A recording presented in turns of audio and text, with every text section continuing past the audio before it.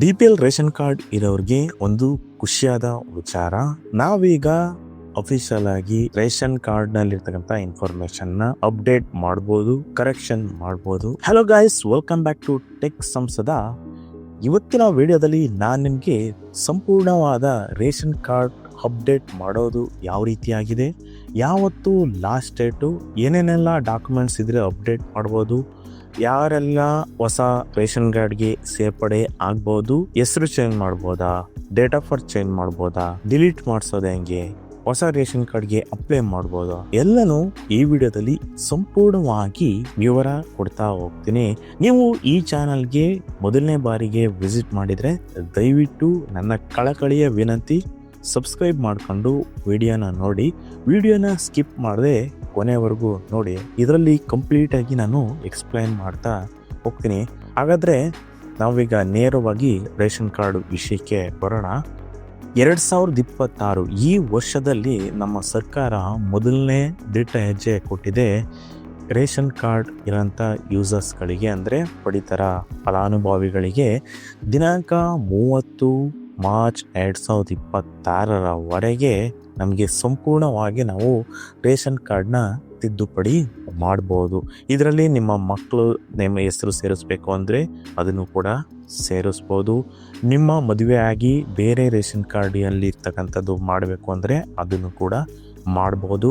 ನಿಮ್ಮ ಮನೆಯಲ್ಲಿ ಯಾರಾದರೂ ಮೃತಪಟ್ಟಿದರೆ ಅವರ ಹೆಸರೇನಾದ್ರು ತೆಗೆದುಹಾಕಬೇಕು ಅಂದರೆ ಅದನ್ನು ಕೂಡ ಮಾಡ್ಬೋದು. ಹೀಗೆ ಹಲವು ರೇಷನ್ ಕಾರ್ಡ್ಗಳಿಗೆ ರಿಲೇಟೆಡ್ ಆಗಿರ್ತಕ್ಕಂಥ ಎಲ್ಲ ರೀತಿಯಾಗಿ name change, date of birth change, name addition ಅಂದರೆ ಹೆಸರು ಸೇರಿಸೋದು, ಹೆಸರು ತೆಗೆದುಹಾಕೋದು, ಇದನ್ನೆಲ್ಲನೂ ಮಾಡ್ಬೋದು.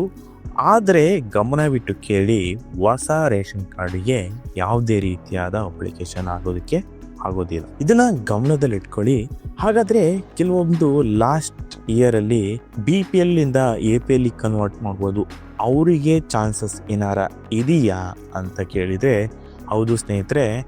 ಈ ರೀತಿ ಇವತ್ತು ನಾವೇನು ಮಾಡ್ಬೋದು, ಹೊಸದಾಗಿ ಹೆಸರುಗಳನ್ನ ಸೇರಿಸ್ಬೋದು, ತಿದ್ದುಪಡಿ ಮಾಡ್ಬೋದು, ಅಡ್ರೆಸ್ ಅಪ್ಡೇಟ್ ಮಾಡ್ಬೋದು, ಹೀಗೆ ಎಲ್ಲ ನಾನಾ ವಿಧವಾದ ಡೀಟೇಲ್ಸ್ನ ಅಪ್ಡೇಟ್ ಮಾಡ್ಬೋದು. ಹೊರತು ಹೊಸ ರೇಷನ್ ಕಾರ್ಡ್ ಅಪ್ಲಿಕೇಶನ್ನ ಇನ್ನೂ ಸರ್ಕಾರ ತಗೊಂಡಿಲ್ಲ. ನೇಮ್ ಡಿಲೀಟ್ ಮಾಡೋದಕ್ಕೆ ಏನಿಲ್ಲ ಬೇಕು.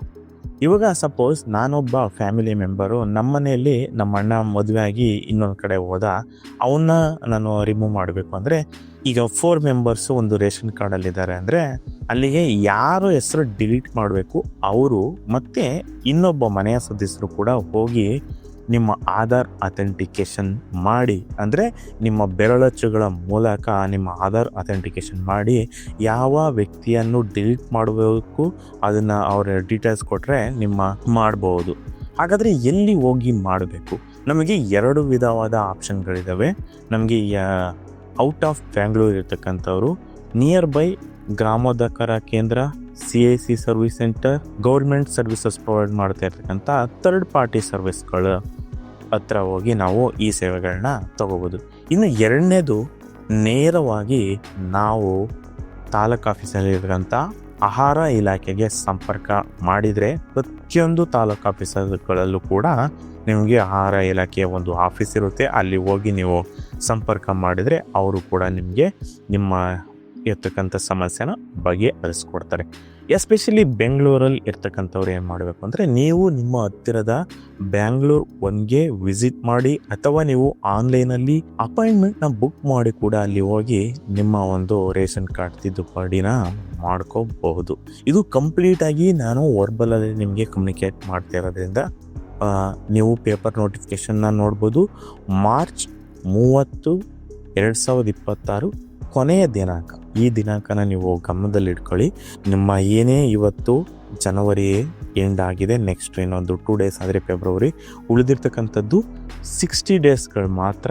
ಫೆಬ್ರವರಿಲಿ 28 ದಿನಗಳಿರೋದ್ರಿಂದ ಅರೌಂಡು ನಿಮಗೆ 59 ಡೇಸ್ 58 ಡೇಸ್ ಸಮಥಿಂಗ್ ನಿಮಗೆ ಸಿಗುತ್ತೆ. ಈ 78 ದಿನಗಳಲ್ಲಿ ನೀವು ಒಂದು ನಿಮ್ಮ ರೇಷನ್ ಕಾರ್ಡ್ ಕರೆಕ್ಷನ್ ಏನಾದ್ರು ಇತ್ತು ಅಂದರೆ ದಯಮಾಡಿ ನಿಮ್ಮ ಒಂದು ಸಮಯನ ಮಾಡಿಕೊಂಡು ಇದನ್ನು ಅಪ್ಡೇಟ್ ಮಾಡ್ಕೊಳ್ಳಿ. ಮತ್ತು ನೆಕ್ಸ್ಟು ಯಾವಾಗ ಬಿಡ್ತಾರೆ ಅಂತ ಕಾಯೋದಕ್ಕೆ ಹೋಗಬೇಡಿ. ಮತ್ತೊಮ್ಮೆ ನಿಮ್ಮಲ್ಲಿ ಕಳಕಳಿಯಾಗಿ ವಿನಂತಿಸ್ತೇನೆ, ನಿಮ್ಮ ಸರ್ಕಾರದ ಸೇವೆಗಳು ಯಾವುದೇ ರೀತಿಯಾಗಿ ನಿಮಗೆ ಬೇಕು ಅಂದರೆ ಅವರು ಯಾವ ಟೈಮ್ ಲಿಮಿಟ್ ಕೊಟ್ಟಿರ್ತಾರೆ ಆ ಟೈಮ್ ಲಿಮಿಟಲ್ಲಿ ನೀವು ಹೋಗಿ ಮಾಡಿಸ್ಕೊಂಡ್ರೆ ಅಥವಾ ಅಪ್ಡೇಟ್, ಕರೆಕ್ಷನ್ನು, ಡಿಲೀಷನ್ ಇದೇನೇ ಅಂದರೂ ಮಾಡಿಸ್ಕೊಂಡ್ರೆ ನಿಮಗೆ ಅದರ ಸರ್ಕಾರದ ಉಪಯೋಗ ಸಿಗುತ್ತೆ. ಅದನ್ನು ಬಿಟ್ಬಿಟ್ಟು ನಾನು ಬೇರೆ ಟೈಮಲ್ಲಿ ಹೋಗಿ ಮಾಡಿಸ್ತೀನಿ ಅಂದರೆ ಅದು ಖಂಡಿತ ಸಾಧ್ಯ ಆಗಲ್ಲ. ಹೋಪ್ ನಿಮಗೆ ಈ ವಿಡಿಯೋದಲ್ಲಿ ಇರ್ತಕ್ಕಂಥ ಇನ್ಫಾರ್ಮೇಷನ್ನು ಇಷ್ಟ ಆಗಿದೆ ಅನ್ಕೋತೀನಿ. ನಿಮಗೆ ಇಷ್ಟ ಆಗಿದ್ರೆ ಲೈಕ್ ಮಾಡಿ, ನನ್ನ ಚಾನಲ್ಗೆ ಸಬ್ಸ್ಕ್ರೈಬ್ ಮಾಡೋದನ್ನು ಮರೆಯಬೇಡಿ. ಇತರರಿಗೂ ನಿಮ್ಮ ಫ್ರೆಂಡ್ಸು, ಫ್ಯಾಮಿಲಿ, ನಿಮಗೆ ಇಷ್ಟಪಟ್ಟವ್ರಿಗೆ ಶೇರ್ ಮಾಡಿ. ಮುಂದಿನ ವಿಡಿಯೋದಲ್ಲಿ ಮತ್ತೆ ಸಿಗೋಣ. ಅಲ್ಲಿವರೆಗೂ ನಮಸ್ಕಾರ.